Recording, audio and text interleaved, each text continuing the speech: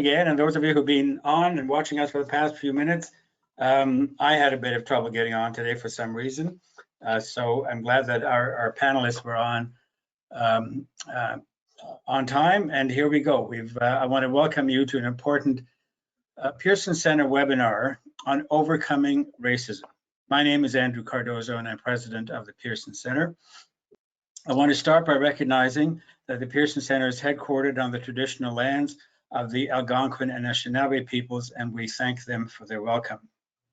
As you may know, the Pearson Center is a progressive think tank that has been around for about 8 years. Over the past year and a half, we've had about 70 webinars attended by some 10,000 people, covering a range of the issues that we deal with at Pearson: economic, social issues. And this series here, this is part of our Dialogue on Diversity series, which marks the 50th anniversary of the multiculturalism policy, but also looks at all aspects of diversity that are evolving with us. A special thank you to all our donors and sponsors who keep us going and make these kinds of events possible and make sure that they're free. Our sustaining sponsors are Canada's Building Trades Unions, the International Association of Firefighters, and AMAPSIO, Ontario's professional employees. Just briefly on the format, we will have a discussion with our panel for the next 50 minutes or so, and at 1 o'clock Eastern time, we'll take questions from you, the audience. So please send in your questions and send them in early, because sometimes I build them into the discussion that we're having as we go along. So that's your question box, just send your questions in. Today we have a terrific panel of people who have been doing a lot to combat racism in various ways in the work they do. Jacqueline Lawrence is the Diversity and Equity Coordinator of the Ottawa-Carleton District School Board. She's truly a force of nature, in my view, and in the view of many, as she works in a large and complex education system where she has a track record of really making change happen in schools. Dai Hieronde is Dan David by his English name. He's Bear Clan from sorry, I'm going to get this right. Ganiawange Haga, which is Mohawk. He is Mohawk. He's a journalist who worked at the CBC, both TV and radio, TV Ontario, and Vision TV. I have known him as the founding director of news at the very successful Aboriginal People's Television Network, which was launched in 1998. And its success is enormous because it was the first, and I would suggest the most successful Indigenous network in the world. And it has a lot to do with the kind of people who came forward at the start, such as Dan David. He has taught journalism in Canada and abroad, and this year he is the recipient of the Lifetime Achievement Award from the Canadian Journalism Foundation. His bio says he wants to be a writer when he grows up. Yasser Naqvi is well known to many viewers. He is the newly elected member of Parliament for Ottawa Centre, the Federal House now. He is a lawyer by training. He is a former member of Provincial Parliament of Ontario and occupied various cabinet positions, including Labour and the Attorney General for Ontario, which are the two perhaps most relevant to our discussion here today. In the last couple of years, he was also Executive Director of the Institute for Canadian Citizenship. So without further ado, I want to ask you, start with our questions. We're going to be talking about overcoming racism. But before we get to that part, I want to start by setting the table a little bit and talking about what racism is, and also want to talk about something that's talked about a lot, which is systemic racism. So let's talk about racism in general. I want to ask your definition. How would you explain that? And I'll start with you, Dan David. How would you describe racism as it exists around us? I was asked once by a colleague at CBC in Ottawa, and she asked me, what is racism? That's the question she asked. And I immediately answered, probably stupidly so, that it was a way to dehumanize other people, to make them feel less, to make people who were asking a question feel superior, and those who are affected by racism feel inferior. And so to me, it's always been about power, about who wields power to define everything from your identity to your feelings to how you work, how you react in society. It basically shapes everything that you are, your identity. At least that's been my experience. And when I explained that to my colleague in Ottawa, she just said, no, that can't be, and walked away. I'll leave it at that. Yeah, okay, thanks. Jackie Lawrence, how would you define racism? I would definitely echo what Dan said, but in addition to that, I would say that the impact of racism is also that it denies access, opportunity, and equal outcomes for the individuals who are impacted. So it's definitely a systemic design for that to occur. Okay, thank you. And Yasser Naqvi, how would you define racism? But my definition is no different than I think what both Dan and Jackie are sharing. Racism is to cause harm. It is to create inferiority. It is to deny opportunity. It is to belittle you. I think all those elements, those who have suffered racism will tell you that you go through all those combination of things. And I think for me, what's the most important thing is it causes you emotional harm. Yeah. That's an interesting point. So Yasser, let me take you to the next step and talk about systemic racism. What distinguishes systemic racism from I don't know, garden variety racism, all the other, I'm thinking of the other things are things like violence, spray painting of you know, language, or calling people names, that kind of stuff, which isn't really in the system. It's people out there who do things or say things. What is systemic racism? Well, but I think they both are connected, because people out there exhibit that kind of behavior because they're part of a system that has mainstreamed racism. And so, I mean, systemic racism is institutionalizing racism. It is to have rules, policies, practices, procedures in place that distinguishes between people, that actually have a mechanism in place that disadvantages a group of people because how they look, how they may, what faith they may practice. You know, you can go through a variety of things. You know, I think in our society, and I'm sure we'll get into this conversation in Canada, where we have, of course, worked hard to undermine overt racism, we still have in place many practices. You may not see a black and white policy or law that says we shall discriminate you based on X, Y, and Z, because, you know, we've got a constitution that enshrines our rights. But there may be practices, and there are still many practices in place that has the same effect of creating a system of racism. We can go through many examples, and we'll get into some examples on things that I worked in, policing in particular, that has exactly the kind of impact that we were talking about, which is to cause emotional harm to people. Okay, but in terms of policing, the areas you dealt with as Attorney General and Solicitor General in Ontario, one of the things that existed a while back was the height and weight restrictions. You had to be a certain height and weight, and I think the idea was you had to be big and burly in order to be a strong police officer. What that did was to keep women out, and a number of different ethnic groups who tended to be smaller build. So one could argue that the intention wasn't to keep certain people out, but the effect was. So it was unintentional systemic discrimination. Would you agree with that? I will not agree with that, because I think those rules were created just to keep certain people out. And we've seen that in policing, we've seen that in firefighting, for instance. And over time, we have proven that actually those things are not an indicator of the kind of job you will do.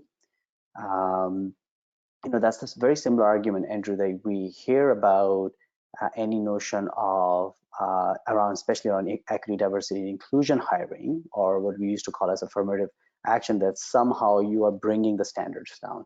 Somehow you're going to let people in now because it will not be based on merit.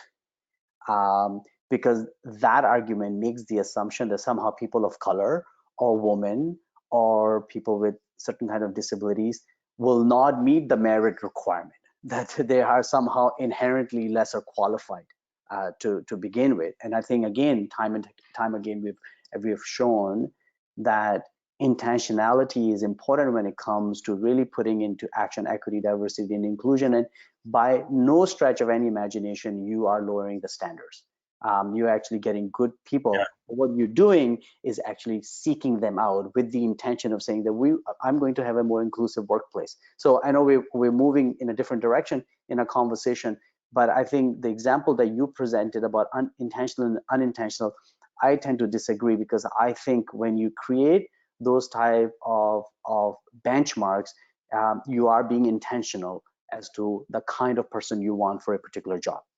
Right. Can I just add to that? I think one of the things, can I just add to that? Because I think one of the things that we tend to forget is that the systems were designed to serve someone, but it's not designed to serve everyone. And that's the critical piece. And the question is, who is it designed to serve? Right. And who was not at the table, who has not been a part of that space? It's those people who are otherized. And so when we listen to it, it has been intentionally designed to serve some and not for others. And so the impact of that are those emotional harms, but I would also say spiritual, physically harm as well. So it's a myriad of harm that's been caused.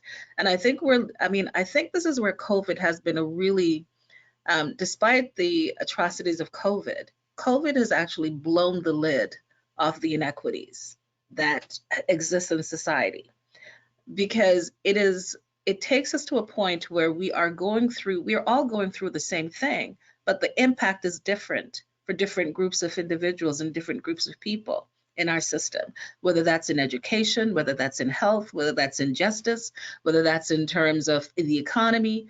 Different groups are impacted differently, and it's the systems in terms of how they've been designed are really now proving to show that they're totally ineffective, and they're not serving who we are as a society at this point in time. Okay, thanks. Dan, your thoughts about systemic racism? I think it's like my colleagues have been saying, it's all about structure, about a power structure that serves a certain group of people in society. It was built to benefit certain people and to dispossess or depower other peoples in society. And that might have served Canada and other countries really well up to a certain point.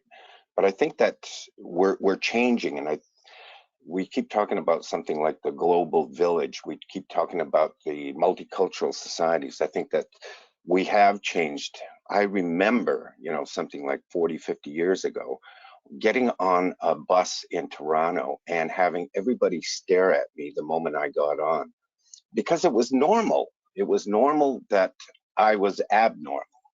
And I think that that's what's changing. Canadian attitudes, people are becoming a lot more aware thanks to policies like multiculturalism, which change that power structure at the system that has been designed to serve a certain group of people really well. And it's starting to change. And it's changing not because of changes in laws or regulations, but changes in the mindsets of people in society. That's an ironic example you give, Dan, of getting on a bus and people staring at you, because of course you were the one person on the bus who was probably the only original Canadian, and it's all these other newcomers who were staring at you, wondering what you were doing there. I didn't want to pass that on to the rest of the crowd.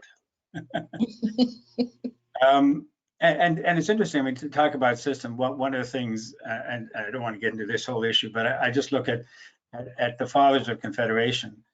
There was a certain group, two groups of people who met, the English and the French, and actually they sometimes use the term founding races, which was a term they used back then, founding peoples. But they certainly, yes, systemically left out the other large groups of people who were around, namely the Indigenous peoples. But Andrew, this is where the design is. How do you, it's not exclusive if you did not acknowledge that those were people to begin with. Yeah. We weren't. Sorry, go ahead.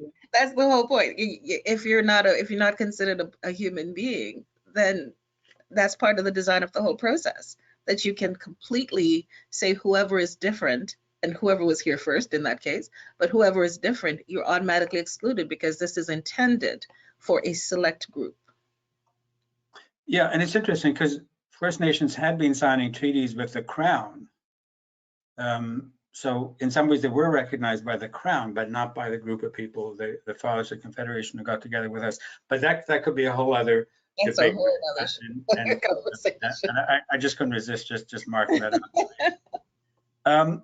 I'd like to, it is a whole other point, but you know, and I know I saw one of the topics that you want to discuss was around reconciliation, and I don't think we can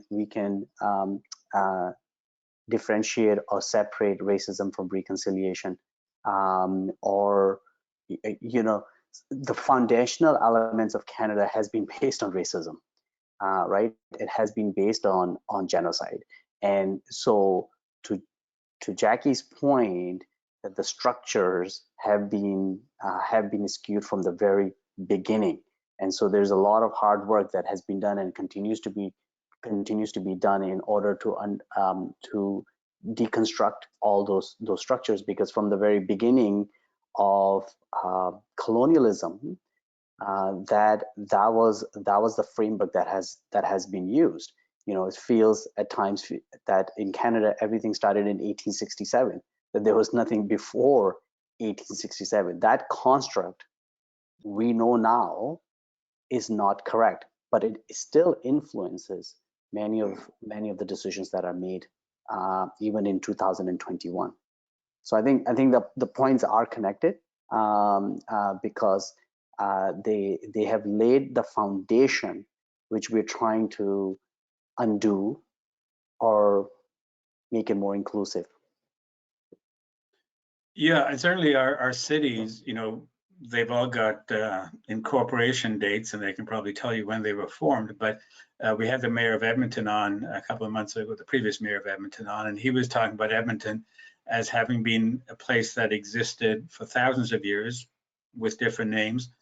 But it was a natural setting where a number of Indigenous people came through and traveled through that area or settled in that area.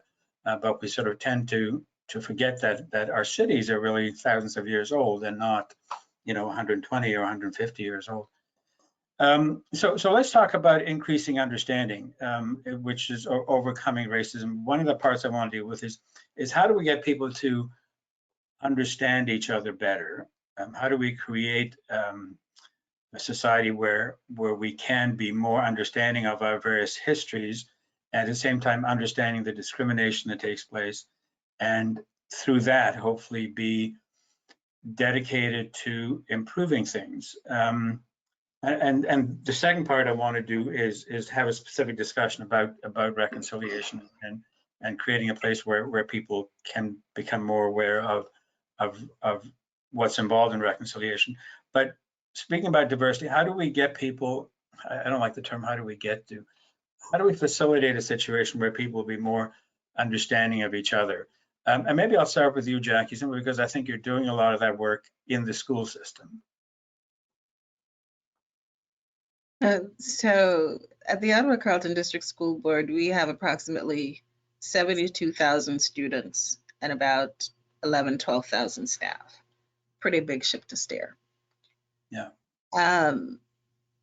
One would really think that this would be the place that you are then learning about the different histories and cultures and experiences of Canadians. So, you know, Yazzer spoke about the reconciliation piece, but so often what we've heard, you know, since the Truth and Reconciliation Commission 2016-2017 came out, many Canadians have spoken to the fact that they did not learn about the history of, say, for example, the residential schools system in schools. We are definitely embarking on building a more equitable and inclusive curriculum, such that it also reflects the diversity of our student population and the nation that we live in, and to ensure that we, number one, you need to know people's stories.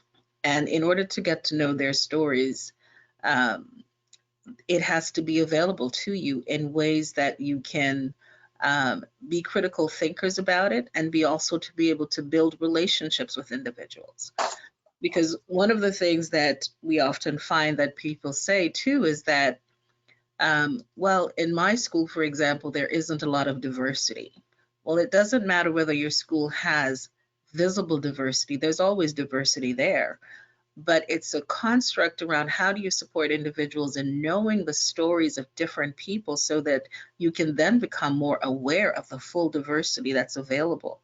And I think it's this constant thing of wanting to limit what is to be known, and to recognize that there have been cultures and peoples for millennia contributing to all the things that we study, whether it's science, politics, history, math, etc. So it's to really listen for what are those contributions that people have been delivering for many, many years, and just different ways of knowing, different ways of being, and how that is informed by the cultures that we're in. So that is really some of the grounding work that we're doing in the district in terms of ensuring our curriculum is expansive in terms of the diverse resources that staff may use, or whether it's books or podcasts and so forth.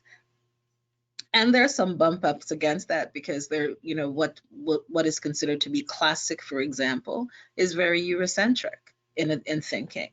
And so when you think of the amazing Indigenous writers that are out there, when you think of the amazing, people of African descent writers that are there, or Asian, etc., to think that only one culture has been producing classics, given the history of humanity, is quite extraordinary. So we really want to support our staff and our students to really shift their mindset to be more expansive, that there has been value added, there has been value contributed in all of the disciplines, in all societies. And so it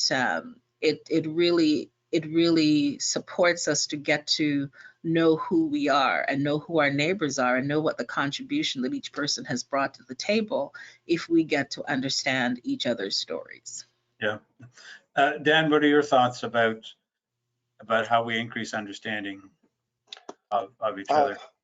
I've done a lot of training with journalists here in Canada and abroad, other countries. And one of the things that I like to do is get people to go into whatever community they're in and draw pictures, if you can, or cut them out of a magazine, and bring me a picture of your neighborhood, of the faces of the various types of people that are in your community. And it always surprises them, not me, but it surprises them at just how diverse the faces are, looking back at them at the end of the project. The amount of accents that are coming out, as well as people start to explain where the voices are coming from. It's and we're talking about journalists who are educated, who, their whole role is supposed to be out there exploring different cultures, different societies, and trying to bring that through their stories to the wider audience. And yet they're constantly wearing blinkers, and it's trying to get those blinkers off, to get them to understand, that it's up to them. It's not up to the people in the communities to increase their voices, the volume of their voices, to go out there and demand change. It's really up to each and every one of us to remove those blinkers and start putting ourselves into unsafe or unwelcome or uncomfortable places in order to learn more about the people around us. I think that's how we have to do it. But how do you influence or encourage people who don't know they have blinkers, or don't care, or you know, are busy with a whole lot of other things.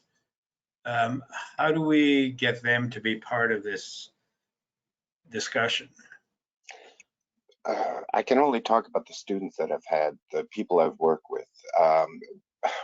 Through the stories that we do as journalists, you know, we try to engage people through narrative to try to get people to understand that we're all human, that we all have, you know, certain things that we should care about, that we all have children, we all bleed, we all die, you know, all these different kinds of things. You're not going to reach everybody. There's certainly a whole bunch of people out there who are not going to listen. I mean, take a look at the anti-vaxxers and anti-mandates. You know, they're not listening, and they don't care to listen. They're just hardcore that they don't want to understand, you know, the rights of everybody else. Their rights are more important than anybody else's. Yeah, and I suppose They don't have an answer. Yeah, there are times when some of these issues come to the fore, and certainly over the last couple of years, Black Lives Matters and the unmarked graves in Kamloops certainly awoke people to different kinds of things. And one of the things I found really encouraging, in a sad way, by going to the Black Lives Matter demonstration here in Ottawa last summer, I would say about 90% of the people there were thousands of people, one of the largest demonstrations I've ever seen in Ottawa. About 90% of the people there were white and were young.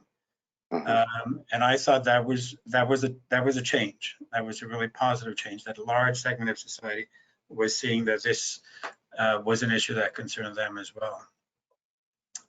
Yeah, so your thoughts about how we turn this around?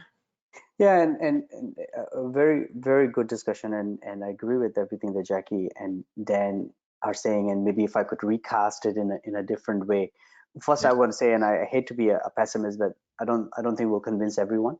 There are always going to be some. I mean, Dan raises a good example around vaccines right now, where overwhelming evidence is there the vaccines are saving lives, and this is the best way for us to put an end to the pandemic. There's an extremely vocal group of people still out there that just not buying into the notion for whatever reason. So I think that's just an example. That's a point to illustrate an example that we just won't be able to convince everyone. You know, I spent a fair bit of time, as you mentioned in your introduction, Andrew, working at the Institute for Canadian Citizenship, traveling the country, talking to a lot of people about this, and engaging new Canadians and Canadian citizens writ large into the conversation around diversity and inclusion. But most importantly, I think it was a really interesting experience for me having the same conversation outside Canada, because there is a different conversation that takes place in Latin America and Europe in particular. And one of the points that we made often is that diversity is a fact. If you look at this particular meeting right now with 4 boxes, this is a very diverse group. That's just factual, right? That's objective. If you look, our society in Canada, it's a diverse society. We can easily enumerate women and men, Indigenous peoples, people from African Caribbean diaspora, people from South Asian background, from Asian, from Chinese background. That's a factual enumeration. What's really, I think it's important, is the second part of that conversation, which is inclusion, and inclusion is a choice. That's where real work, real action needs to happen. This is where the work that Jackie is doing, for example, at the Ottawa Carleton District School Board, when they're looking at the curriculum, they're making that proactive choice of saying the curriculum does not work the way it is, because it is really not taking into account our diverse student population, our diverse staff, and it is not inclusive of everybody who's part of that particular system. That's where I think the important work and hard work needs to happen. This is where we need to engage. This is where we need to engage in action at a systemic level. And I think this is where public policy has a very important role to play. But this is also where we need to engage in conversations between people, person to person, between groups. The way I look at inclusion or building an inclusive society, there's three elements to it. One, recognizing the fact that we all are different. No two people are alike. So that acceptance is important. Number two is to learn about those differences. So I take interest is what makes you unique, and vice versa. And again, same thing within groups.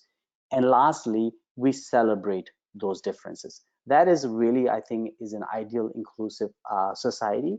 The good news is that we in Canada now are speaking in those terms, that we are starting to talk about more an inclusive society as opposed to a society that's based on integration. Remember, we used to talk about amalgamation or assimilation, and then we moved to integration, and now actually we talk about inclusion, which is probably more wholesome, inclusive way of recognizing our differences and celebrating those differences.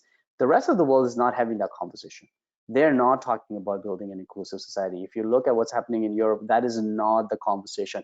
But I think that's where we really need to focus on. And from my perspective, being an elected representative, that's where I think public policy can drive some of that important change as well, because not everybody, as we were saying on the top of this conversation, not everybody is going to agree with that perspective.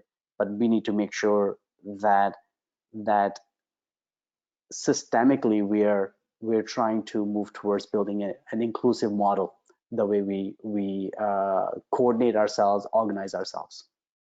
And can I just ask, in terms of politics, you were in the Ontario legislature for over a decade, am I right? Yes. How did you work with your colleagues there, or did they work on you or whatever, to advance understanding among elected members of different parties as well? Well, I mean, so our system has different checks and balances and points of accountability. There's a whole machinery of government that's involved. I think a lot is driven by the value sets of a particular government, and I was part of a very progressive government that really believed on these type of issues. So whether you were looking at introducing basic income or bringing regulations to put an end to race-based carding, those were political decisions that were being made.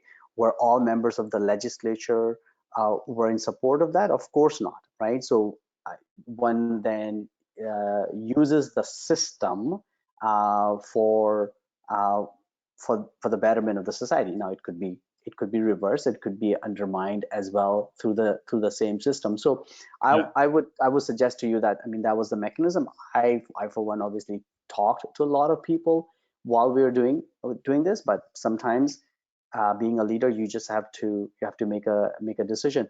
But I'm going to share with you very quickly a positive example as well, where you can see this inclusive model progressing. Just yesterday, something happened at the Ontario Legislative Assembly, which hasn't really happened in any other legislature, which is there was an unveiling of an Indigenous carving inside the actual chamber, and that has never happened anywhere. Where now, because all our assemblies, when you look at them, as we were saying, it seems like they all started in 1867. They all are full of very colonial architecture. They're very full of allegories of representing, their European set of thinking. And back in 2016, when Premier Wynne offered her apologies to Indigenous peoples of Ontario for the residential schools, I recall looking around the chamber, thought there's no recognition that there were people on this land way before all of us arrived, and start talking with the speaker and made a suggestion that we should do something. Fast forward, an all-party committee was created. Everybody agreed that that's a fantastic idea. A spot was identified in the chamber where it was an appropriate place to have a wood carving that actually really blends in well with the architecture. and an Indigenous artist was selected. And yesterday was unveiling. I suggest if you go to their website, look at it. It's the 7 grandfather teachings. But we just made that assembly chamber so much more inclusive. Imagine every child who will come into that chamber and will be given a tour and being shown different elements of it. Now will be shown this one particular carving as well, talking about that they were Indigenous people here, and this is part of their teaching and is part of this room. So I think it's important that we celebrate those type of successes as well, because thankfully that work is starting to happen. Well, yeah, congratulations on that. And if I'm not mistaken, the carving is right above the speaker's chair. Is that right? No, its carving is right above the entrance. And Okay. so now everyone who will come into the chamber, all members, and will leave, will actually see the carving, and the speaker will be looking at it all the time. So it's actually at quite a significant place. And like I said, it's extremely unique that is there, and but it happened in 2021. Yeah, yeah. I just want to add on to what now Yefin is saying, because I think that thing about people seeing themselves is that space of belonging that's so critically important. I get to witness this on a daily basis with students seeing themselves in the curriculum. I get to witness this in terms of, the possibilities that are being carved out for them, or that they're being pointed to. And one of the things when you speak, Andrew, about the Black Lives Matter protests that occurred, we have been super busy since that George Floyd murder, because I don't think it's a coincidence that this occurred during COVID. We were at home. And I think one of the things that also took place was that parents were being asked for the first time by their children, why is this happening? And I think that took it to a whole nother layer in terms of not only educators, but parents listening for, well, what are the reasons? Why is this in 8 minutes and 46 seconds, this man lost his life? And for what reason? And I think the inquiry that people have been engaged in personally, the reflections, many of them are recognizing something is not right here. And I think it's that kind of inquiry that when you get to that space, you start listening for things in a different way. Data is another way that we use to have those conversations, because individuals, families have been telling us for years that identity matters, inequity has been their experience, and we haven't been as responsive, let's say. But when we can show data, for example, that shows that 80% of our student population are Canadian born, 80% are Canadian born. When we can show that there are disparities and disproportionalities in terms of the students who are suspended, the students who are not graduating at a higher level, when we can show the students in terms of their positionality and the impact based on race, sexual orientation, being a student with disability or an English language learner, those data pieces correlate to the stories that we've been hearing for many, many years. And so we as a district are accountable in terms of listening then, in terms of how do we build the capacity of our staff to serve the full diversity of our student population. Because the reality is, when you talk about systemic hiring, our representation rates in terms of staff is not in alignment with the population rates of our students. So therefore, it's everyone's accountability to be able to develop those particular skill sets. And therefore, you may get into assumptions, for example, that we need to challenge in terms of, or invite people to investigate or reflect on. When your assumption has been that, well, my family did it by pulling up their bootstraps. And the flip side of that is, what if you've never had the boots before?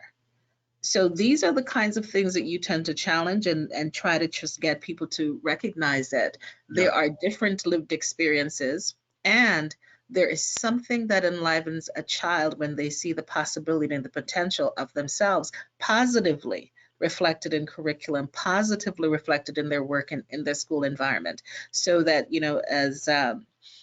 as Yasser mentioned, to see that now in the whole in a parliamentary structure, that sends a completely different message in terms of who sees it. Yeah, let me ask you a question about Indigenous students, Indigenous peoples reconciliation. And we're focusing on you and the Ottawa School Board, but I know there are various kinds of efforts in school boards across the country. How have school boards changed over the last 5 years, or 8 years since the TRC report? What are you doing to advance the awareness and understanding of students, of all students? Right. So there's several things that we have an Indigenous education team in our district. I think we're up to 9 or 10 persons working in that area right now. And that has been expanding since the TRC. They're doing some fantastic work in terms of really looking at decolonizing the curriculum. They're looking at how to support Indigenous students by building critical relationships with them and their families so that we get to understand specific, unique needs. And they're also recommending ways of instruction, because that's the other piece. It's not just, we keep talking about, we're not teaching the curriculum, we're teaching students. And so the relationship that is necessary to understand the lived experience of Indigenous students or racialized students, for example, is critically important. And one of the things that I'm really excited about, for example, our grade 10 English class is actually focused solely on Indigenous writers. And what I will tell you is that it is available to all students, and the engagement of students in terms of discovering Indigenous writers is exciting, because now they're saying, oh my goodness, we didn't know this and we want to know more. And so now the challenge is there for what happens in grade 11 English, what happens in grade 12. So you can't just start the ball and then not continue it, because we know there's rich information there. The Indigenous team has also been doing a lot of work in terms of really expanding Indigenous knowledge, like exposing people to Indigenous knowledge in different ways. So they have been definitely doing a lot of professional development with staff, coaching with staff, but also I think balancing that by also ensuring that they're being a voice for students and for families, and working to support families and students to be able to ensure they get an enriching and nurturing education. Yeah, I'll just mention back in the summer in June, we did a wonderful webinar with Michelle Good, whose new novel is called 5 Little Indians, and it traces the lives of 5 people as they graduate or finish with residential schools. It's a very it's a fascinating book, hard to read. But do watch a webinar on that. It was done in June this year. And Dan, given this this interest in Indigenous authors by the school board, I think your ambition to be a writer when you grow up is well placed. We're waiting for you, Dan. But it When is. Everybody says, get off the pot and start writing.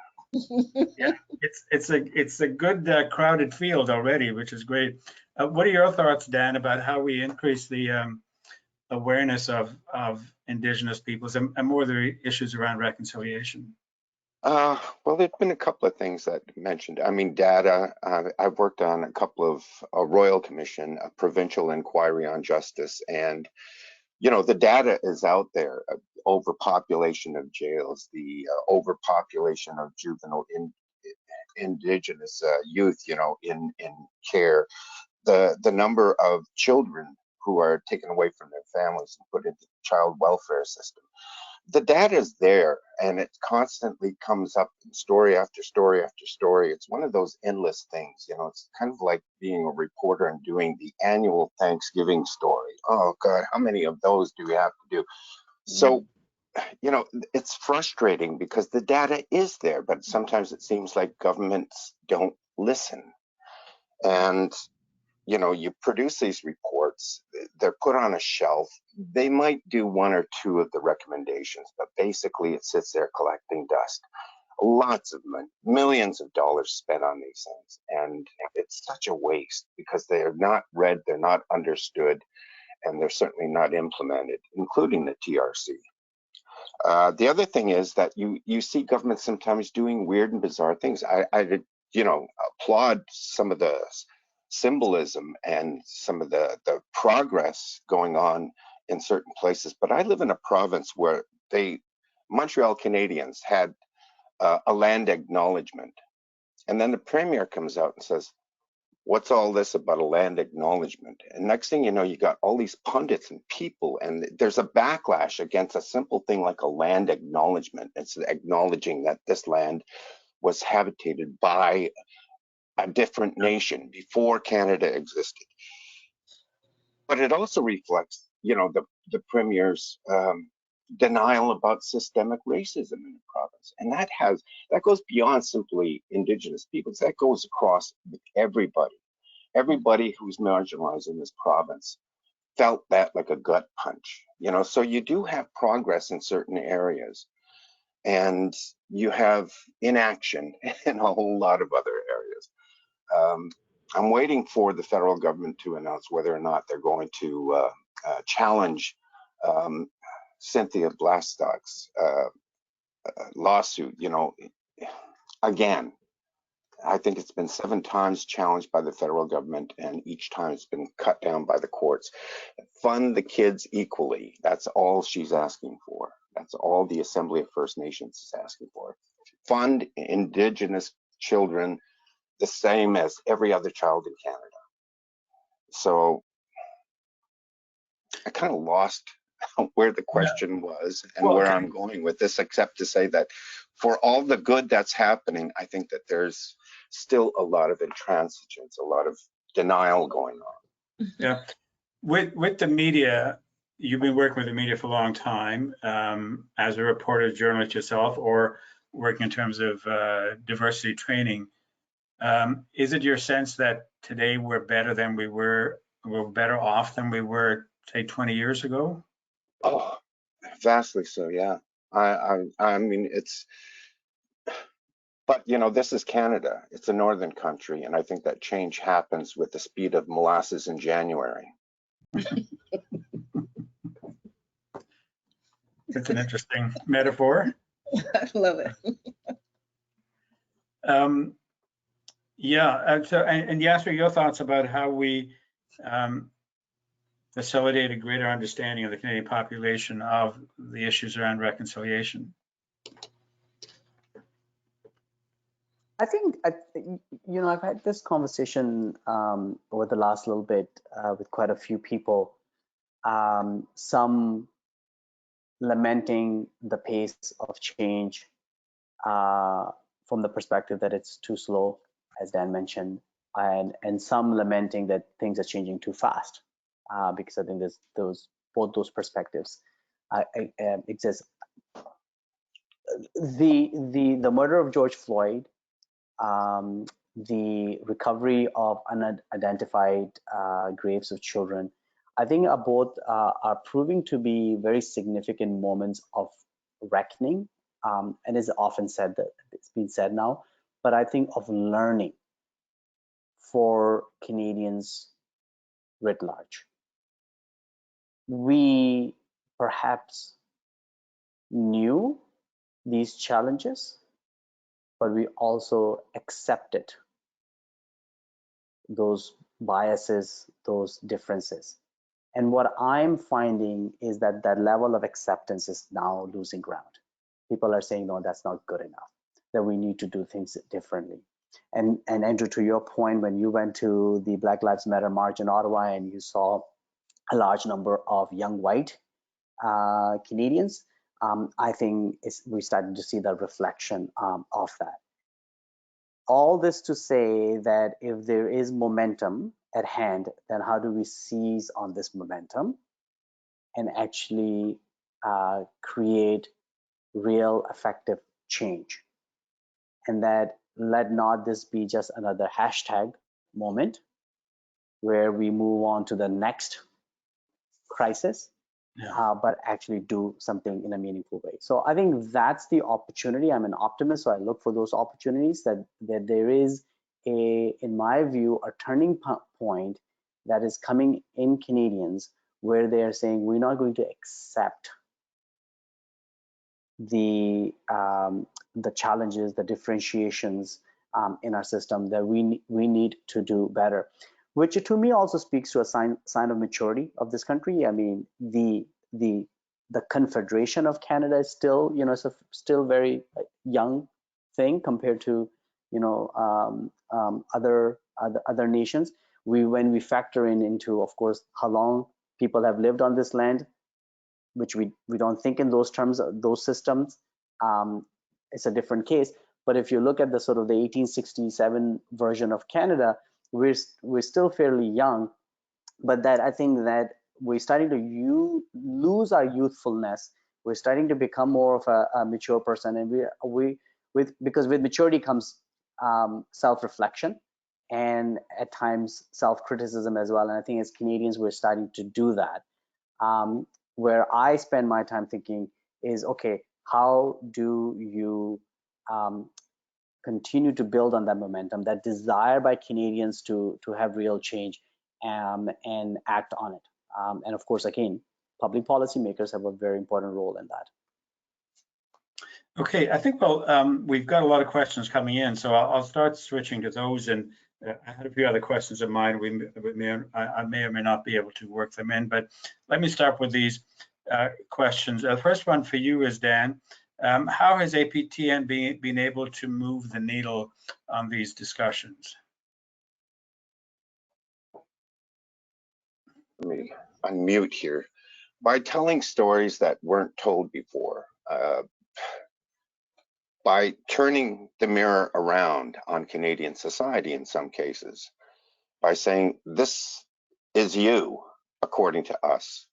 And then back again, this is us, as you've never heard or seen us before. And, we laugh, we joke, we do all kinds of weird things. We have weird hat collections. We do things that regular people do all the time. But you don't see that, not in the past, but now you're beginning to. I think that's what APTN does. It both reflects Canadians to themselves at the same time. It shows a part of Canada that they haven't seen before or heard before. And I think that's what APTN does. I think that's what every journalist should be doing or trying to do. Have many journalists moved on, like being trained at APTN and moved on to other networks? Oh, that was part of the big plan. We heard constantly in the past that we don't know where to find experienced journalists, trained journalists, people who can tell us a good story, who can do the job. Well, that's what APTN was for, not just to do what I told you about, but also to be a springboard to other opportunities at CBC, CTV Global, TVA in Quebec, wherever it happens to be. Go to the Globe and Mail, get out of broadcast completely. But that's one of the great things about what I see now is I can open a newspaper, I can listen to a radio program, watch a television show, and I can see people that we worked with, that we trained, that we produced. It's been a huge success as far as I'm concerned. Yeah. I've got to tell you, I was at the CRTC in 1997 when APTN was licensed, and it was one of the most exciting applications and hearings to be part of. But a lot of the things you're talking about were what they talked about, and they had dreams and visions of this. And there was a small group of people in the public who didn't think all this could happen. But everything I've had a chance of watching over the last 23, 24 years is not only did you meet all those dreams, but you've exceeded them. And it's a model broadcaster, model employer. And congratulations to people like you who started the whole thing off on really the right foot. Tell the RCMP that, please. Speaking about the RCMP, the next question's about them.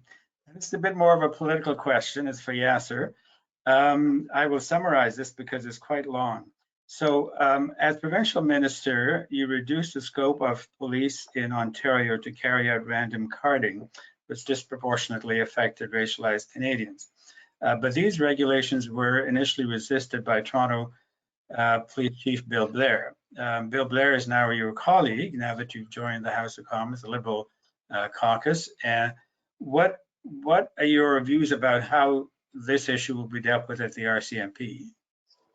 It's a very good question, and it's a very important question, and it's something that I've actually spoken about while campaigning in the most recent federal election. And one of the reasons I identified that I am entering into federal politics is to actually be able to work on issues like racial profiling, really demeaning, odious practices like carding that is taking place in our federal law enforcement as well. And so when you look at organizations like the RCMP, CPSA, that does all border control, and even CSIS for that matter, these practices carry on. And what I'm hopeful of, that I would be able to leverage my experience working on the same issue in the province in Ontario, which is perhaps has some of the largest police services in Canada, with Ontario Provincial Police, with Toronto Police Service, the Ottawa Police Service, that we can bring the same policy change at the federal level.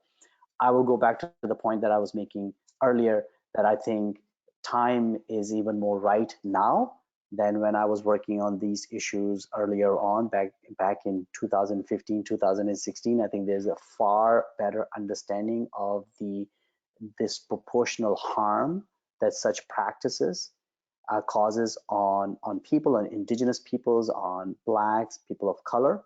And I think there is far more demand by Canadians that governments take the action. So if I could be that individual who can leverage some of the experience, I will work with everyone, including Bill, who he and I had many conversations on this issue when working at the provincial level. And in the end of the day, we were able to make those changes, and I'm hopeful that we can do the same at the federal level. Okay, thank you. The next question I'll put to Jackie. How can Canadians build cross-cultural action? And maybe I'll add to this. I mean, I'm assuming this sort of talks about how people can work together on, like we were talking about reconciliation a few minutes ago. How do we take the action beyond Indigenous students or communities? So I think it's, I think it goes back to some of the things we've been saying earlier in terms of, diversity is actually the norm, and it's really listening for the conditions that we put in place to be equitable and inclusive. And I think it's moving, while in some instances, people are thinking of culture only from the space of, food, fashion, and fun, that kind of thing. It's really going to the deeper culture in terms of understanding the values, in terms of understanding the contributions that are being, that are accessible and out there in terms of what other groups have been doing. And I think it really speaks to really listening for what culture is. I mean, it's those beliefs that we really have to tackle. The assumptions that we have, the perceptions that we have, the way we assess and evaluate who comes into a space, what their worth and their value is. I think we need to be truthful to ourselves about where we have learned about other people, the cultural milieus that we have learned from those spaces. And I think even, really have a stank naked truth conversation about the fears that we have about other people. Because I think if you're entering into conversation from a space of fear because you don't know or understand the cultural references and experiences of another, then with that blind spot, or it then becomes repeating, harm versus really getting to that space of honoring and celebration that Yasser was talking about. So I think it's really, it comes back to education, information, reflection, and a willingness to really get to know yourself in terms of who am I, and what are my own assumptions, what are my own beliefs and values, and where can I connect with people on those levels. But I think essentially it's to really address this construct of fear, because if it's convenient for you and your discomfort is very high when change is happening, what does that say in terms of the equation of other people taking the brunt of that? And I think Black and brown bodies have been carrying the weight of that for too long. So I think it's really listening for how do we really create that sustainable conditions and environments, and policies a part of that. But I think dialogue and communication is a part of that. One of my favorite quotes is that transformation occurs in conversation. And I think we just have not been having conversations that are shared versus conversations that are one way. It's really having those shared conversations that I think that are going to be paramount to this. Okay, the next question sort of builds on that nicely, and I'll ask you to start. And the question is simply, can the panel comment on cancel culture? And maybe I'll add to that. There's a growing, so in any movement, whether you talk about, say, the environmental movement or anything else, there's always new analyses, new terminologies. And to some extent, people are sometimes criticized quite harshly for using the wrong terminology when they're trying to be helpful, and they're they're on the right side, but they use inappropriate, or they use the wrong terminology. So I'm sort of combining that with the issue of cancel culture. Sorry, what was the question? I didn't hear the question. Can the panel comment on cancel culture? I think cancel culture, I tend to hold cancel culture as it's symptomatic of something going on within the system and the structures. So if for many years you have been denied, dehumanized, and you do want to see change happen pretty fast, there is a level of frustration that occurs when you don't see those things happening. So there is a thing of calling out and so forth that tends to occur.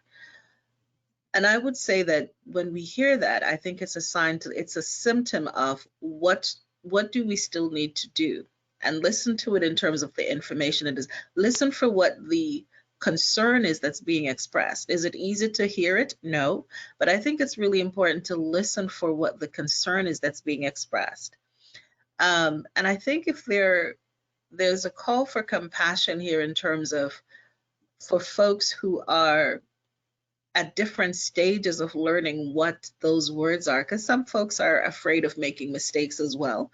But I think it's really, the more we can show that there's movement, the more we can show that there's growing understanding, the more we can show that there's change that is happening that is truly benefiting all. I think those elements of cancel culture or resistance, though, because I see that as kind of, flip side of each other. I think those are just barometers and indicators of where we need to do some deeper work so that we can definitely get to further understanding. But I think it's symptomatic, and let's not stop that as the behavior. Let's not lose the behavior to stop us from doing our work to really get to know what the issues really are and what we need to do to move forward. Yeah. Dan, your thoughts about cancel culture? I'm not quite sure what that means. I don't even understand what Brangelina means. I think it means Brad Pitt and somebody named Angelina. It's not a these thing are anymore. terms that are just kind of like lumped together to their jargon and their code, and these are things that I hate. I mean, I try to avoid them like the plague, along with cliches. No further comment. Okay. Yasser, your thoughts? So I'm with the Dan. So I don't even know what the definition of cancel culture is, but I know this: to be human is to learn, is to grow and is to evolve. And culture is a manifestation of our understanding and our environment. So if that continues to evolve and grows based on our enhanced understanding of the society we live in and our interactions with other people, then that is perfectly normal. And I'm sure there's things that we used to do 100 years ago that we don't do today. That's not cancel culture. That's just us growing and evolving. And I'm sure there will be things that we'll be doing, my children will be doing 30 years from now, and they will look back and say to me, I cannot believe you actually said that or did that. That is totally okay. They're not putting me down. That is just how we just grow and evolve. There's no Brangelina anymore. They split, apparently. You just Googled that, didn't you, Dan? Oh my goodness. People have to Google that if you want to know what it is. It's a historical term. Okay, well, I think this might be the last question, and we've kind of talked about it, so I'll still give it to you and suggest one other aspect to it. Can the panelists say more about the role of media in contributing to systemic racism and the possibility of an anti-racist media in Canada? What would anti-racist media look like, and how could that help overcome racism? So we're talking about the media contributing to systemic racism. I just want to raise the issue of social media as well, and you can choose to either comment on traditional media or social media. Dan, I saw you nodding, so I'll ask you to comment first, and you're from the media, so.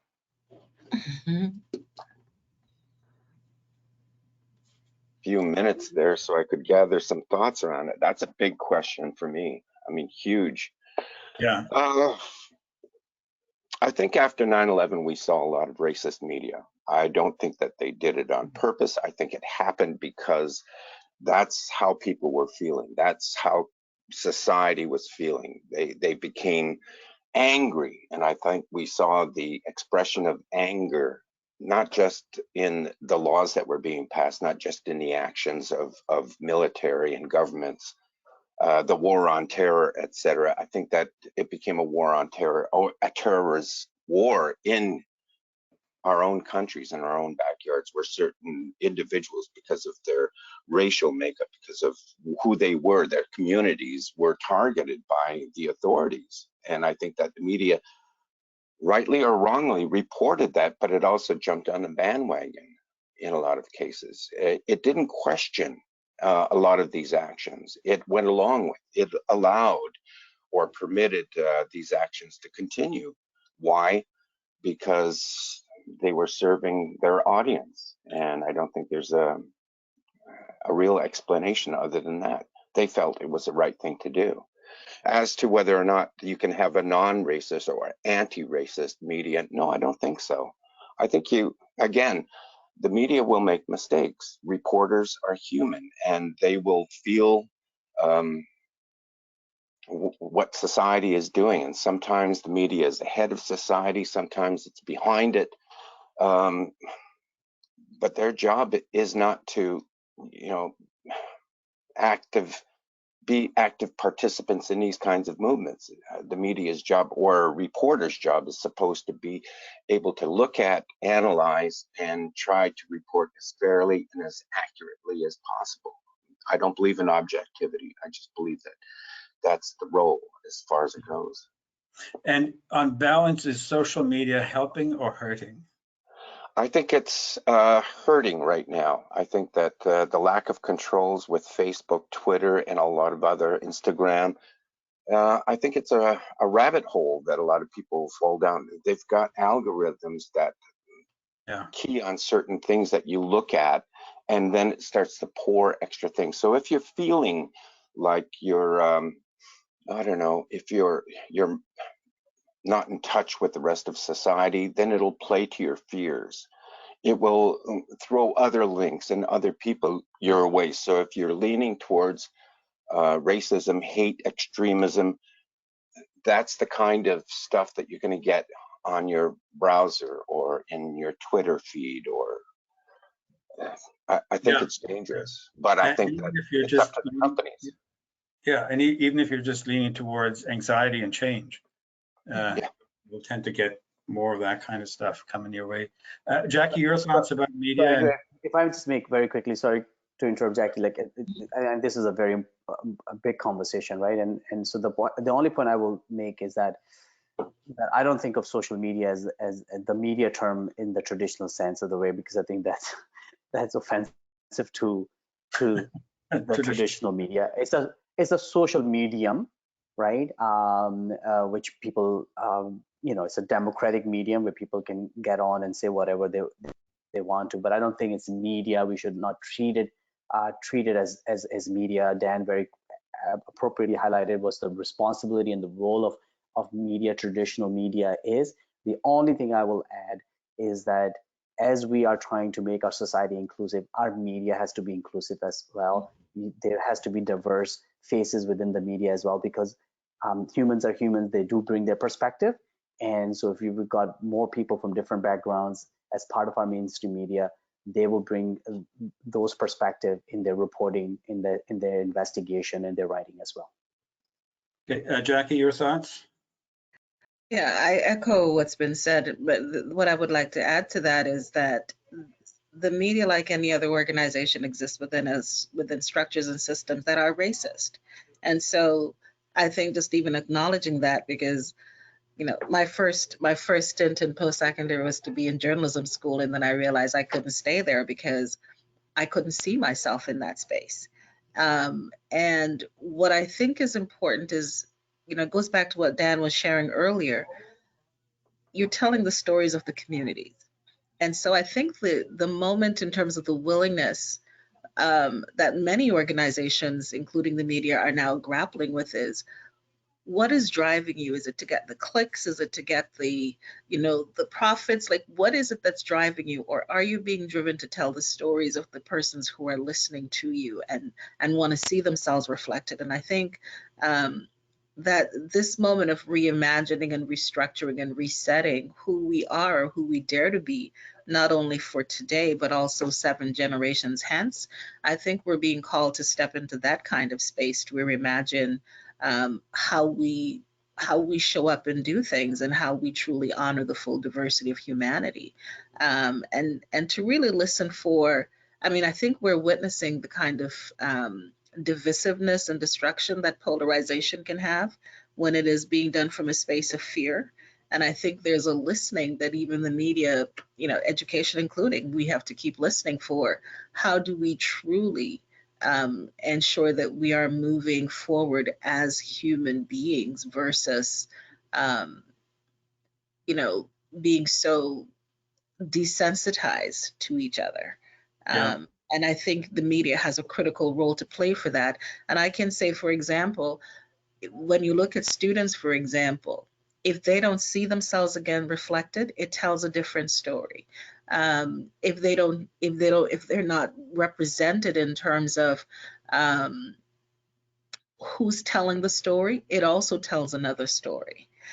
So I think we're being called to be intentional and making some conscious decisions or some conscious choices that will definitely be mindful of the harm, how we minimize the harm that has been very much the reality of too many persons within our society. And that also includes going back to what Yasser was saying earlier in terms of how do we truly celebrate all that is there within our communities. Yeah. And the media has a vital role to play with that. Well, thank you. Thank you all of you for this. Jackie Lawrence, thank you for the good work you do with the next generations of Canada, you and your colleagues in Ottawa and elsewhere. Yasser Naqvi, good luck with your next endeavor as you join the Federal House of Commons. I hope it'll be as much fun as the provincial one. And we'll have you back in a couple of years to tell us if it is. And Dan, congratulations on your latest award and the work you've done over your career. I just have to keep coming back to what you did at APTN because it was so groundbreaking. And we're looking forward to your next book. And now that you know Jackie, you can, when the book's published, I'll be happy to add it to the post. Absolutely. With that, I just want to tell our audience our next set of webinars will be in early December. From December 6th to 8th, we've got a fall conference, which is called Agenda 2022. we're looking at what the federal parliament and government should be looking at over the next few years. So please join us then. There will be a series of about 7 webinars. There is some information on our website now, but starting Monday, we'll be putting out more information on who the speakers are and how to register. So please join us then. And again, thank you very much to our panelists. I know that our audience would like to clap. Since we can't hear them, it's time to clap for each other. So thanks very much, everybody. Thank you.